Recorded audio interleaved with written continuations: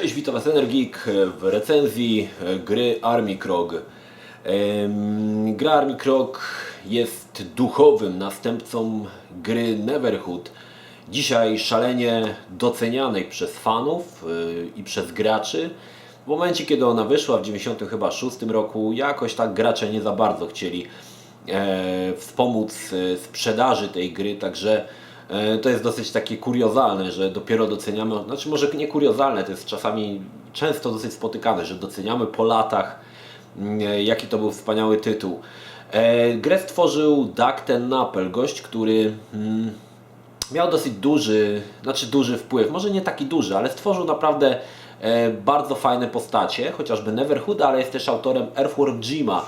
Ja jestem wielkim fanem Douga TenNapela, nie tylko jego gier, bo on tam jeszcze stworzył Boombots, no i tam Skull Monkeys jeszcze, ale też jego komiksów. Ponieważ,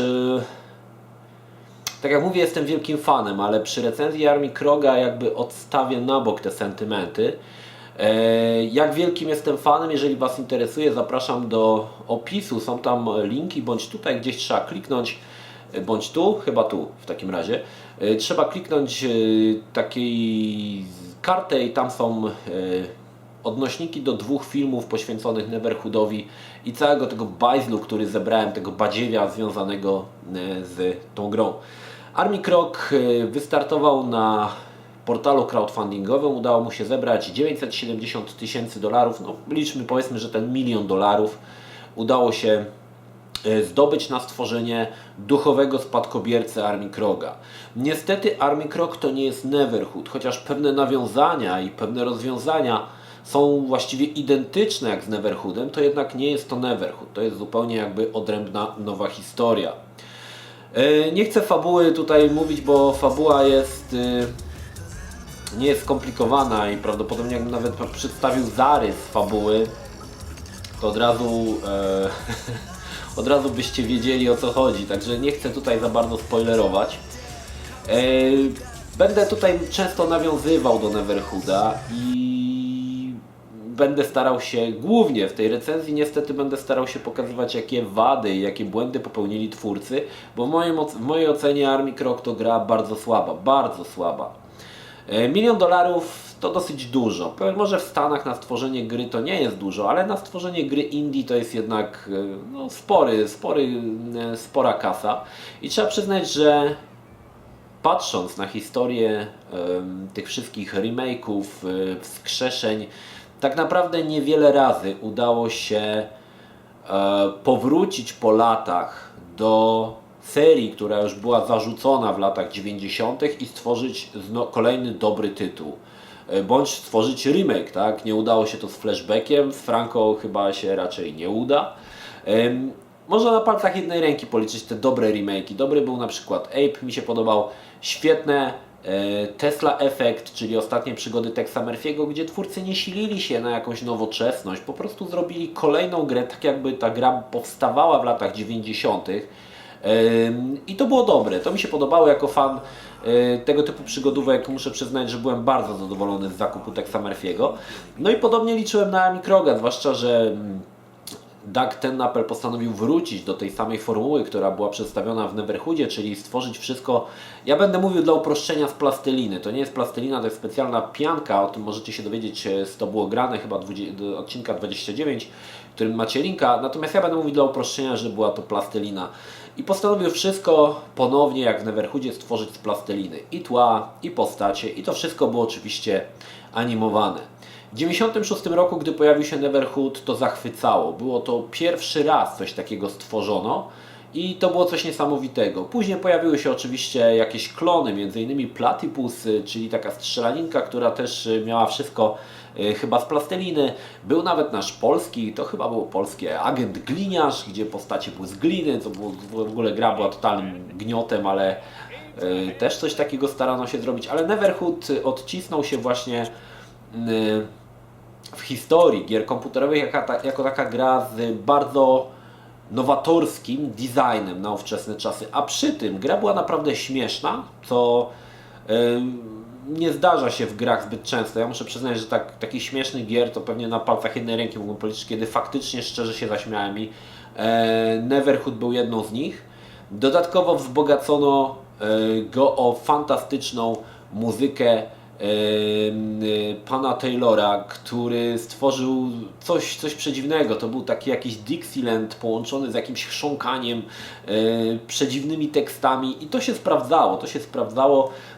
Razem to tworzyło jedną spójną, zgrabną całość. Dodatkowo dochodziły jeszcze bardzo trudne zagadki, które wymagały sporo spostrzegawczości, kojarzenia faktów. No, Neverhood był jedną taką grą, jakiej nie można... Neverhood jest grą, do jakiej nie mogę przyrównać żadnej dzisiaj. To jest ewenement, to jest jedyna taka gra, taki samorodek złota, który nie ma jakby swoich klonów, co ciekawe. No i Army Krog postanowił wykorzystać właściwie chyba tą sławę tego Neverhooda, bo gra tak za wiele z Neverhoodem nie ma wspólnego, ale postanowił skorzystać z tego sentymentu Neverhooda. No i tak ten Knuckle zebrał $1 milion, żeby stworzyć Army Kroga. Jaki mam problem z Army Krogiem? Słuchajcie, na początku, gdy odpaliłem, zaczyna się intro, gdy on się nie pamiętam, kosmonauta ten ląduje na tej planecie. Zaczyna się animacja w starym właśnie stylu Neverhooda. To mi się podobało, rozluźniłem się, nawet było to miejscami śmieszne, był w tym potencjał, mówię, nie będzie źle, ta gra naprawdę się nieźle zaczyna. Ale już niedługo później okazało się, że to, co miało być fajne, okazało się bardzo niefajne. Zacznijmy od początku. Przede wszystkim grafika, no trudno powiedzieć, że grafika, modele plansz. O ile modele postaci są całkiem nieźle zrobione, całkiem nieźle animowane, o tyle modele plansz to już po prostu żenada. Ja rozumiem, że może za $1 milion nie można było czegoś wymyśleć, ale odwiedzanie dziesiątek plansz, które składają się z jednokolorowej ściany i 2 wyjść po bokach i w środku na przykład jakiś jest namalowany kwadrat albo kółko, no to jest dosyć słabe, nie? No, powiedzmy sobie szczerze, oczekiwałem czegoś więcej. Poza tym większość czasu gry spędzicie w takiej specjalnej gondoli, która porusza się po specjalnej linii i ponownie mamy ściany w jednym kolorze. No fajnie, że one są ulepione, ale co z tego? Co z tego, że one są ulepione z tej plasteliny, skoro to i tak jest goła ściana, tam nic nie ma. Poruszasz się jakoś takim stateczkiem i patrzysz na kreskę, no tam nic po prostu nie ma. Sztuczne wydłużanie rozgrywki, poruszanie się tymi stateczkami, cofanie się paręnaście razy, nuda i można powiedzieć, że ja odczuwałem tutaj po prostu taką żenadę, że autorzy w pewien sposób czerpiąc środki na sentymencie graczy związanego z Neverhoodem, nagle stworzyli po prostu gnioty takie, które, no powiedzmy sobie szczerze, no tego typu lokacje mógłbym sam wykonać, pewnie za jakieś, nie wiem ile kosztuje paczka plasteliny, z 15 zł, czy tam nawet, nie wiem, z 10 i mógłbym coś takiego wykonać w przeciągu jednego dnia, no to nie jest fajne.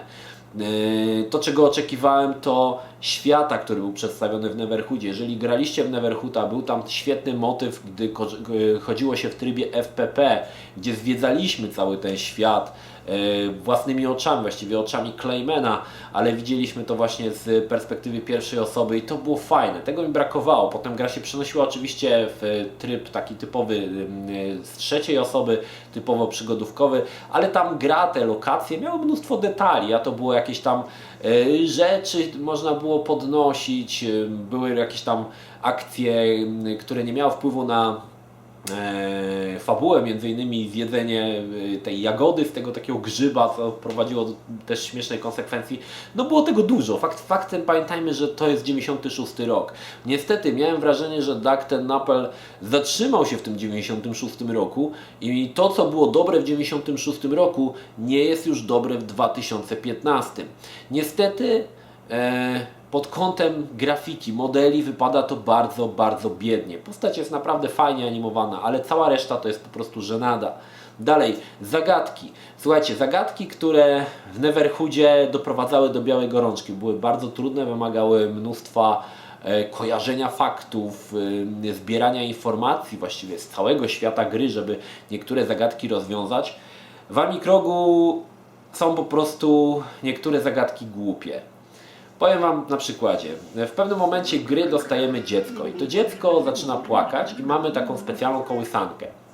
Pomysł jest prosty. Mamy zawieszki na kołysance i musimy odgrać melodyjkę, żeby ona płynnie przechodziła, cała melodyjka, a odpowiednie fragmenty muzyki dobieramy, wieszając jedną zawieszkę na odpowiednim miejscu. Jeżeli powiesisz zawieszkę w złym miejscu, to ona spada. I wtedy cała muzyka musi ponownie obkrążyć jakby takie koło i od nowa próbujemy. Słuchajcie, no to jest za pierwszym razem mówię nawet ok, chociaż już po prostu doprowadzało mnie do szału, że za każdym razem muszę słuchać od nowa, nawet jak jedna zabawka czy tam dwie spadną. To było dosyć liche i takie widać, że sztuczne wydłużenie.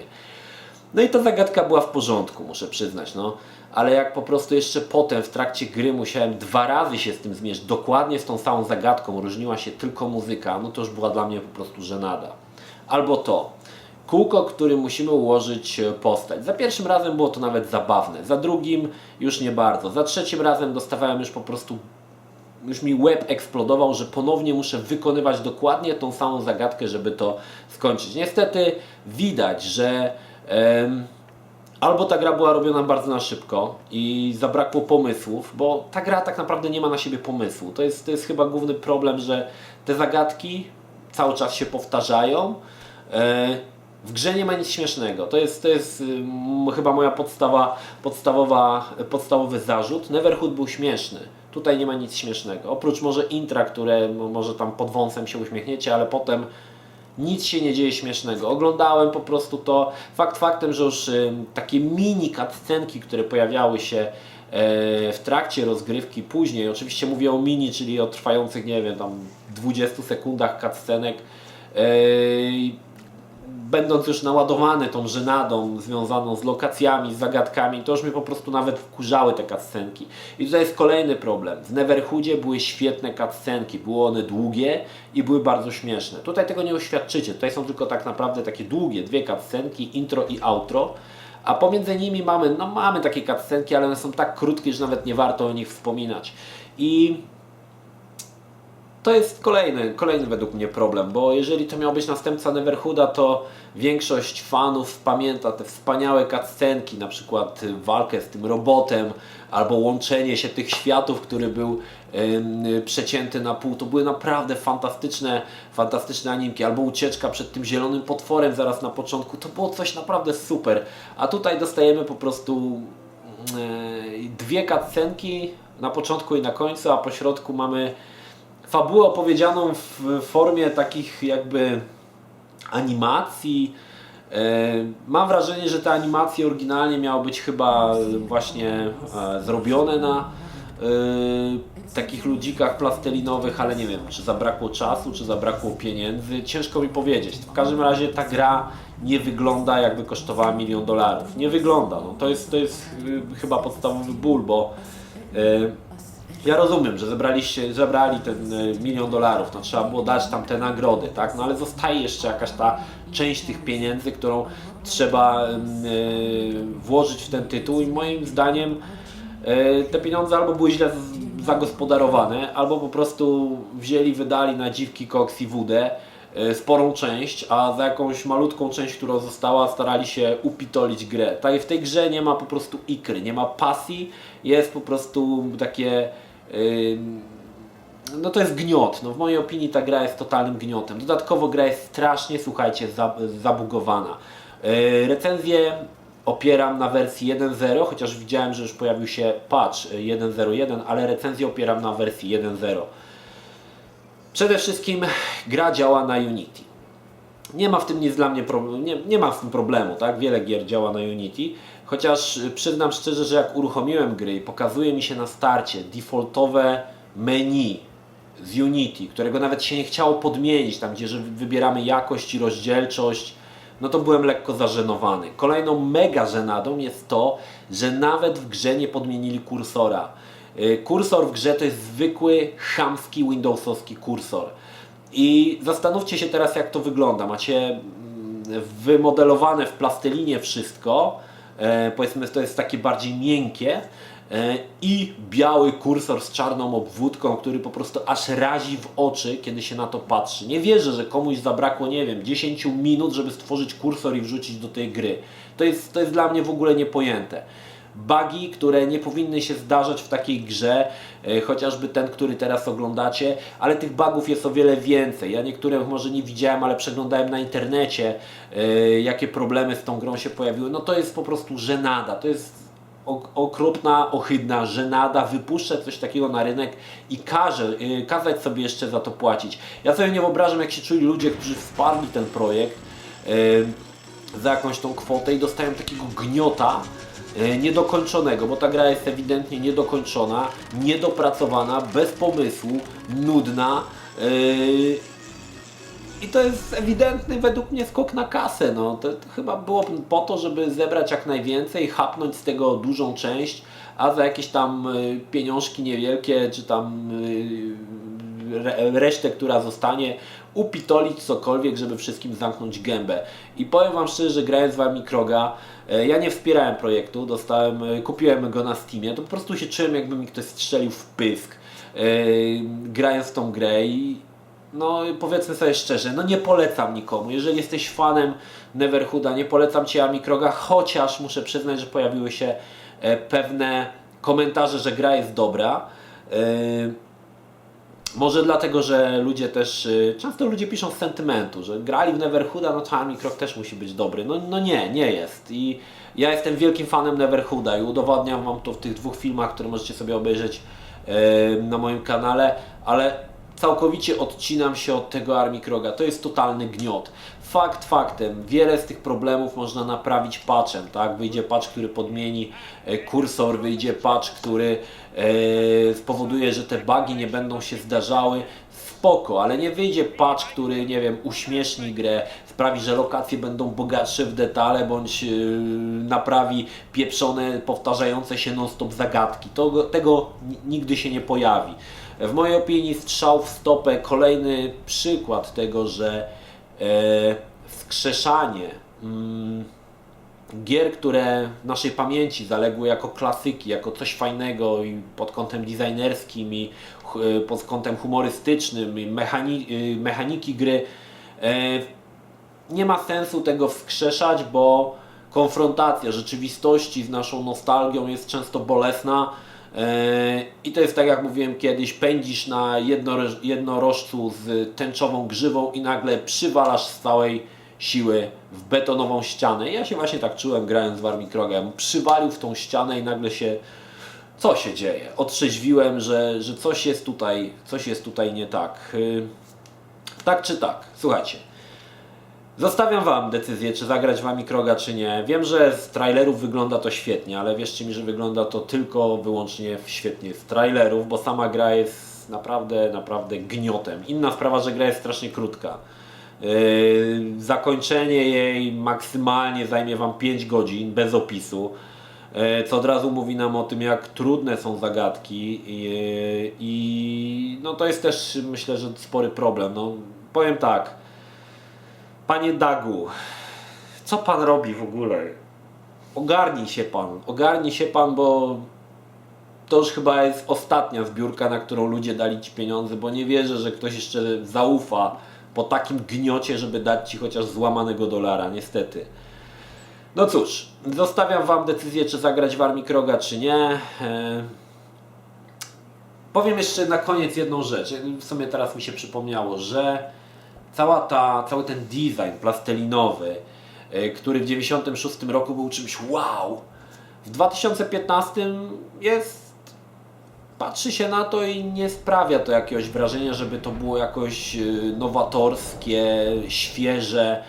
Gier indie wychodzi mnóstwo, niektóre gry nie mają grafiki z plasteliny, ale mają jakieś tam wymyślne, różne inne sposoby na pokazanie historii i powiedzmy sobie szczerze, ten Armikrog wrzucony do wielkiego wora z napisem indie, on po prostu ginie. Zaleta, którą miał być, czyli zbudowanie wszystkiego z plasteliny, nie jest żadną zaletą. jest gdzieś to tam, wiecie, to się rozmywa, tak? W tych wszystkich grach indie, które oferują lepszą mechanikę, grafikę może nie z plasteliny, ale też z ciekawym pomysłem, także nie jest to nic nowatorskiego, muszę przyznać. I to jest chyba też dosyć spory problem, że no, jednak wydaje mi się, że czegoś oczekiwali gracze więcej, między innymi ja. Inna sprawa, że wydaje mi się, że ten napęd zatrzymał się w tym 96 roku, bo gra tak naprawdę działa, słuchajcie, w 800x600 rozdzielczości. Chyba nawet tam troszkę inna ta rozdzielczość jest, bo to jest dostosowane do 16:9. Ale ludzie, no taka rozdzielczość, to ja zakładam, że oni po prostu używali tych kamer, które robili przy Neverhoodzie, jakichś VHS-ów czy czegoś, z tego zgrywali materiał. Fakt faktem, że grę możesz odpalić sobie w 1080p, oczywiście, że tak, tylko to jest interpolowana rozdzielczość. Jeżeli zgrasz sobie obraz z jakiegoś, nie wiem, screen grabera, zakrzyna czy coś, zobaczysz w oryginalnej rozdzielczości, jaka to jest gra, i to jest po prostu tylko interpolowane do 1080p, okno masz 1080p rozciągnięte, a oryginalna rozdzielczość jest 800x600, no ludzie, naprawdę 800x600 to już tak trudno zrobić to w Full HD, to trzeba było do mnie zadzwonić, bym wam pożyczył moją kamerę, no żebyście chociaż to nagrali w 1080p, no po prostu, no brak mi słów na temat tej gry, no dno i kilo mułu, no nie polecam, słuchajcie, no nie polecam, no. Jak jestem wielkim fanem Dagatennapela i oryginalnego Neverhooda, no nie mogę zdzierżyć, co oni zrobili z tego i jak wydymali wszystkich, którzy wyłożyli na to kasy. Ale oczywiście pewnie i tak większość z Was będzie chciała samemu się o tym przekonać, także no, nie mogę Was jakoś tam od tego odwieść. Nie polecam, może tak, ale sami zadecydujecie, czy chcecie w to zagrać. A większość z Was pewnie i tak to obejrzy na YouTubie i pewnie przy drugim filmie już zaśnie, bo nie da rady. No, ja prawie spałem grając, a jeszcze jakbym miał to oglądać na YouTubie, to już w ogóle proponuję sobie poduszkę przy biurku jakoś zamontować, bo wierzcie mi, że będzie ciężko. No nic, to tyle. To była recenzja Mikroga. Czekam na Wasze opinie w komentarzach odnośnie gry, bo wiem, że paru osobom się podobało. Od razu piszcie, czy jest to recenzja podszyta sentymentem Neverhooda, czy jest to po prostu recenzja gry od osoby, która nie miała styczności z Neverhoodem, tak? Czyli jakby oderwana od tego całej tej nostalgii. To też jest, myślę, ciekawe. No nic, czekam na Wasze komentarze. To tyle. Pozdrawiam z Energii, trzymajcie się, do następnego. Cześć.